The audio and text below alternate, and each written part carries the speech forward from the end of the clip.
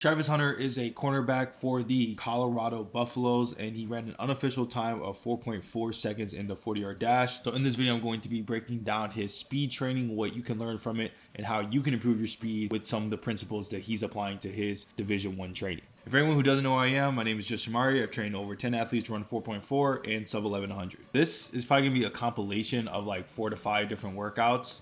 So take it with a grain of salt. Obviously, you're not gonna get any structure from this.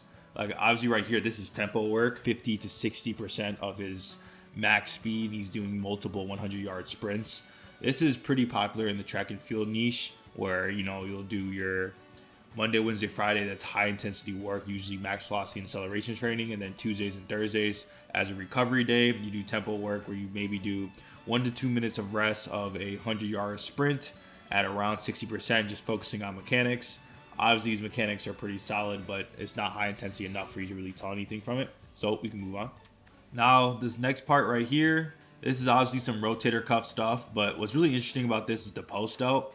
I see a lot of athletes struggle with their shoulder pain, and a lot of the time it is really like the shoulder instability that you have usually on the backside of your shoulder and just the overall rotator cuff. So this is a good way just to train your posterior delt and also train the stability you might need in your shoulders to have less pain doing a lot of pressing movements.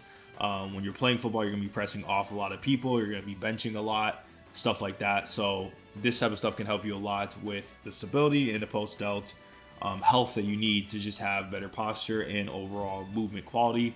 And then it looks like he's supersetting it into a wide grip pull up. So yeah, we're gonna train the lats and we're gonna train the upper back with the post delt. So just a good little superset. I think the rep range is probably around 6 to 8. He's a little bit of a heavier and taller dude, so don't be surprised you see a literal Division I athlete only do maybe 8 reps on the pull-ups. That's perfectly fine. You usually see those guys who are doing like a lot of pull-ups, like 12 to 15. They're usually really light. They're like 150 pounds, but these guys are 180, 200 pounds. It's pretty hard to do these pull-ups. Looks like he did a drop set, which is nothing wrong with that. Into this next one, I love this right here.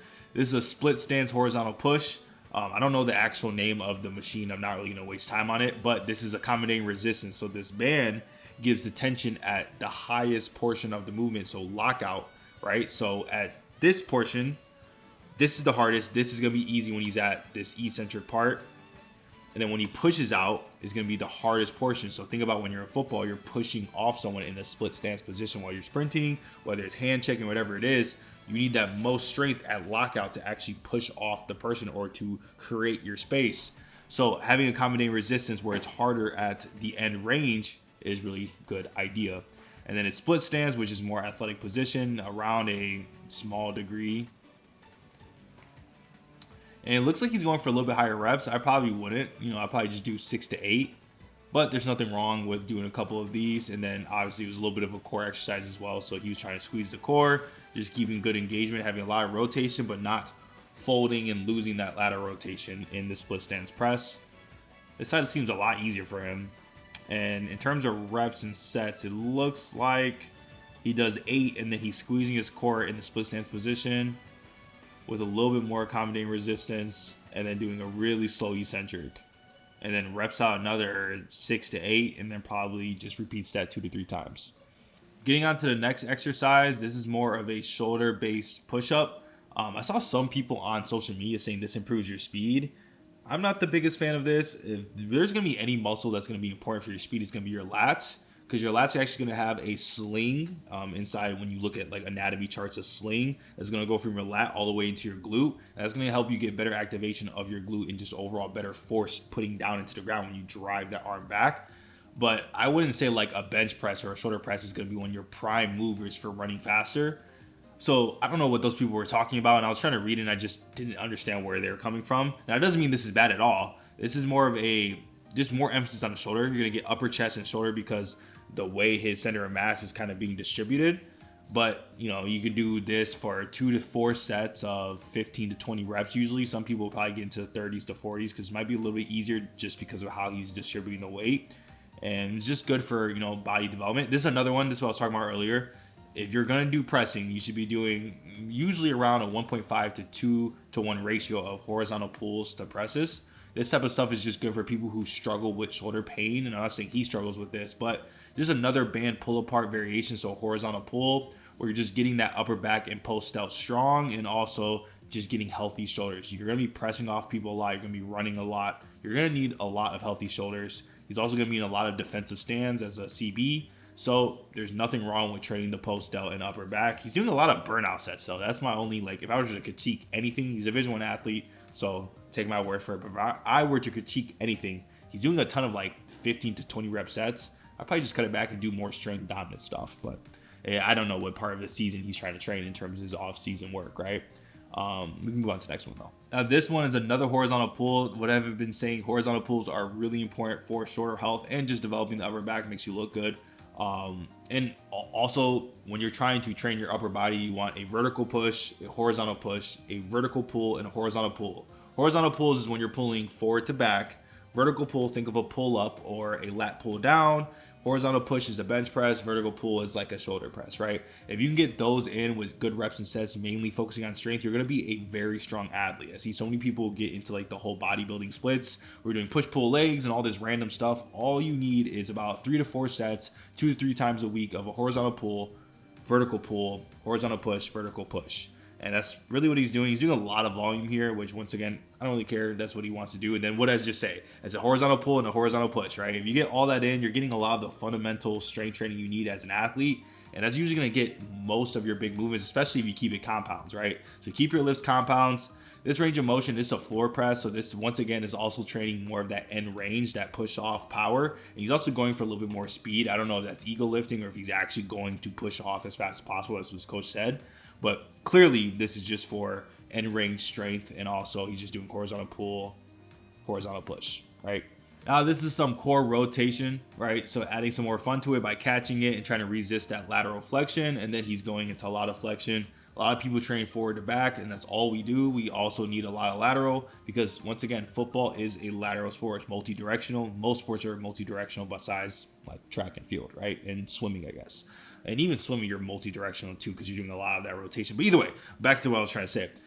You want a lot of lateral movements. You want lateral bounds, lateral skater jumps. You want lateral core movements. You want lateral pal-off presses, lateral med ball throws. That type of stuff is always just going to be good for overall health and training the obliques and resisting lateral flexion and producing lateral force, which has a big correlation to change of direction and your first step, by the way. That's just a weird fun fact I'll give to you. More core work, just some different sit-up variations. Nothing wrong with it. I don't think he'll change the game for most people. I think too many people focus on core for speed and vertical jump development, but the core isn't bad. Obviously you can train it, but just understand that your core is also specific to your training, just like strength is, just like most of your training is. So sprinting is going to develop the core the best out of anything, and so is jumping, right? Max effort jumps, if you do a high amount of volume, let's say you do 30 dunk attempts, the next day you're going to wake up with insanely sore obliques.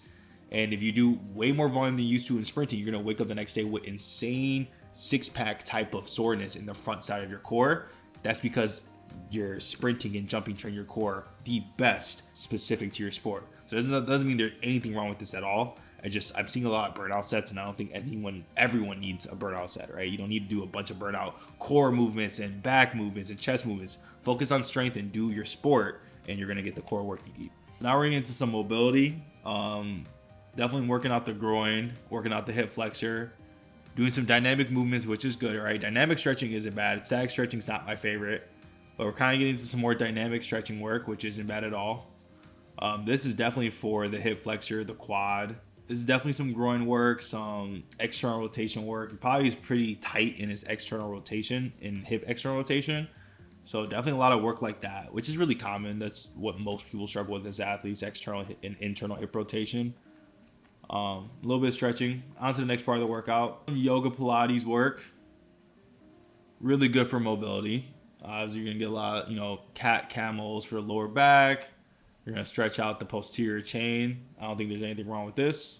All right, this is the next day, and they look like they're putting on some spikes. So there's going to be some speed work, right? So we're getting to three-point stance. Let's see what we got. He actually has not bad stance for a football player.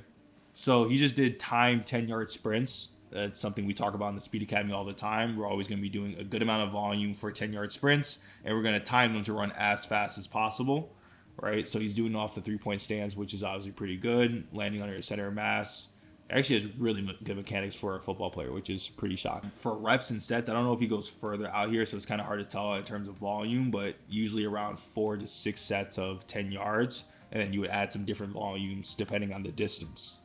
Okay, so now he's pushing off to 20 yards, and it looks like he's eventually going to get to 40. So yeah, if he's doing a 10, a 20, and a 40, then I'll probably do about like 3 to 4 sets of 10-yard sprints, and then 2 to 3 sets of 20, and then maybe 1 to 2 sets of 40-yard sprints.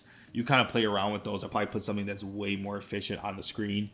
But either way, it's timed, it's as fast as possible, and make sure the rest is high. So you see how he's kind of walking back, waiting for another 1 to 2 minutes, and then sprinting again, making sure everything's max intent, because that's what speed training is. Anyone can get faster as long as you sprint at max intent, time it, compete with someone else, and then rest and improve force production, recover, repeat the cycle. That's pretty much what speed training is. You don't really need the Speed Academy, although Speed Academy is the best way to increase your speed efficiently and get coaching from me personally. So now we're getting into some Wicket sprints. So this is good for stride frequency. Some football players would probably say you don't need this. Some football coaches would say you don't need this. And I can definitely see why I wouldn't say everyone needs Wicket sprints. But in terms of mechanics, if you are overstriding, that could be a huge injury risk for your hamstrings. So doing stuff like stride frequency work where you have the wickets, you actually are trying to hit the same spot every time, which is under your center mass or a little bit in front of it, and then you have the right pelvis position. This type of stuff will reinforce the right mechanics that can help with risk of injury, which is obviously super important. And yeah, it looks like he's running through. He could be running on the side of it just to kind of get like a subconscious feel for where he should be landing. But either way, all of it's going to help you in terms of where you should be landing on your foot, which also helps you project your body forward correctly so you can run your fastest possible, right? An overstriding athlete is a slow athlete, and also a muscle dominant athlete can do that. But he's quick. I could definitely see the 4.4 in him. He's starting to get fatigued though. There's a little bit too much volume, but at the end of the day, as long as it's maybe 1 to 2 times per week, it's probably fine. But I could definitely see he's starting to slow down a ton, and he's starting to stop early too. Okay, now some good work here. This is the overcoming split stance isometric. You guys see me post this on Instagram every single day, and I get hate for it every single day, but you'll always see Division I athletes do this type of work. This is going to improve rate of force development. It's also going to improve the amortization phase of the tendon, right? So your tendon has to store and release elastic energy at point of contact. And those point of contacts are usually in a split stance quarter squat position or a toe off position where your calf is contracting. So you're going to see him in the split stance position in a quarter squat position, pushing as hard as possible into the pins, which is going to improve max strength without any load to the spine, but it's also going to improve rate of force development and that amortization phase, which is that store and release elastic energy, that quickness off the ground. You're also overloading that with overcoming isometrics. Now we got band assisted. It looks like pogos or just quarter squat jumps, right? So you try and jump as high as possible or try to get some more volume in with here with band assistance. So you're deloading your body weight, usually around 10 to 20% if you actually want to weigh yourself. And that type of stuff is great for rate of force development and also exposing the tendon to faster ground contact times that you might not be ready for. RDL high pull into like a kind of like an Olympic stance, push jerk position. This is good for developing, power through triple extension. All right, nothing wrong with that. I would probably just do this with a barbell, but there's nothing wrong with doing the RDLs with dumbbells. This is your lateral lunge, great for your lateral glute on this right side right here. Great for change direction and quick first step. We got some hyper extensions, good for your lower back health and also some glute. He's probably doing like the speed version, right? Which is probably why he's dropping so fast, which is great for developing that reactivity in the glute, which some people very much underestimate. Now we got some adductor work, which people don't realize actually improves your thigh angular velocity, right? So a lot of people think that you just need to do adductor and abductor work just for groin health and glute health, just preventing little, injuries from sprinting a ton. But this actually improves thigh angular velocity. And thigh angular velocity is how fast you can drive your foot down into the ground with propulsion. So how much force you produce into the ground and drive it fast into the ground. So don't underestimate that, especially isometric adductor and abductor work. Now we got some hip flexor work. This isn't my favorite only because it's end range, right? We need most hip flexion at peak toe off, right? So that's when you're in the research. That's when you biomechanically need the most hip flexion force production. So he's only working the top range where when we're in this range, we're already focusing on driving the foot down, right? Top athletes, elite athletes are already focusing on driving the foot back down. So you actually don't need that much hip flexion at this top range. You need it at the end range. So more standing variations are actually going to be good where the foot is behind the body and you're trying to drive it through. But still, at the end of the day, training the hip flexion is probably getting good burn. Nothing wrong. Now, this looks more like some core work and some hip flexion work, but mainly core. He's holding his hands in that middle position while driving the knee up. So it's probably just kind of like a little bit of a crunch variation for the lower abs, or the TVA, some might say. This is pal off press. I talk about this all the time. One of the best works you could do. I love pal off presses for core anti-rotation, core flexion, anti-flexion. It's just one of the most athletic things you could do in terms of core work outside of sprinting and jump. Now they're back out on the track. This looks like a separate day because they have separate shirts. But yeah, it just looks like basic 3-point starts to 20 yards again, or 20 meters. This is always what I talk about. This is meat and potatoes of acceleration training. He's focusing on that back foot, by the way, which I always talk about as well. But yeah, this is meat and potatoes of acceleration training. The most basic workout you could do to increase your speed, which I love to do, is 6 times 20 meters. It looks like they did around 4 times 20 meters and then did probably 1 to 2 sets of 40-yard sprints. Hopefully they don't do more than that because that's a little bit too much volume for speed development. But yeah, they're going to time it. They're going to run as fast as possible so they get max intent. Once again, I will repeat myself until I have over thousands of athletes who run sub 5 seconds in a 40-yard. You need to sprint as hard as possible. Do it for 20 to 40 yards, no longer than 40 yards, and then rest high and repeat the cycle again 2 to 3 times per week, and you will become a very athletic and fast athlete, right? It's not too complicated. And they're doing a lot of hand timing, so the timings are going to be super fast, but always pay attention to laser timings. Hand timing is not accurate at all. You have to react to the start, and you have to react to the finish. This is a 0.5 second room for error, right? Because the average reaction time's around 0.25 seconds for an average human, and then you have to react to the start and the end. So usually it's actually 0.6 seconds room of error. That doesn't mean you're 0.6 seconds slower or faster. It's just there is a huge room for error. Now we're into some lateral skater pogos. I love these, right? I always talk about change of direction work is how much force you reduce laterally, and it also is going to affect your first step, is going to affect your change of direction. And you also need the lateral ankle, so lateral pogos, which is going to help you to be quick laterally. And then you need the force production variation, where you're digging into the knee, digging into your hips, and producing as much force as possible laterally for the more power in your change of direction. Let's think of a crossover, really creating space and creating distance. And then they also do another variation here, which is pretty good, just some lateral pogo hops off the box. So it's kind of like a drop jump. You're getting a lot of volume. So you jump onto the box and you drop and pop off as fast as possible, and it's lateral, so you're just exposing the ankle to some quick forces, quick ground contact times, which is great developing the fast stretch shortening cycle. I got some hip mobility stuff. You see a lot of Usain Bolts and elite athletes doing this. Just really good for just getting used to getting deep positions, right? He's getting into that full deep squat, lunging through it is great for movement quality. Another horizontal pull, great for your upper back.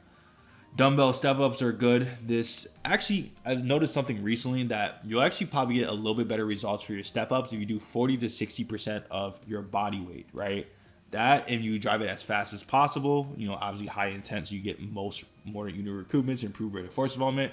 That's really good. I see a lot of people go uber heavy. They're doing 225 pounds, 300 pounds, and they can't even squat that weight, and they're trying to do these step-ups. I'm just like, that is not how I would train step-ups at all. I would go more of the speed strength route, where we're doing 40-60% of our body weight and just trying to step up as fast as possible. So it looks like they're doing a superset of a horizontal pull into a step up. Nothing wrong with that. If you like the speed workout and you want Division I level speed training, I've trained over 10 Division I athletes to transform their speed, and I can do that for you. Join the Speed Academy in the bio to get some speed coaching from me so you can transform your speed today.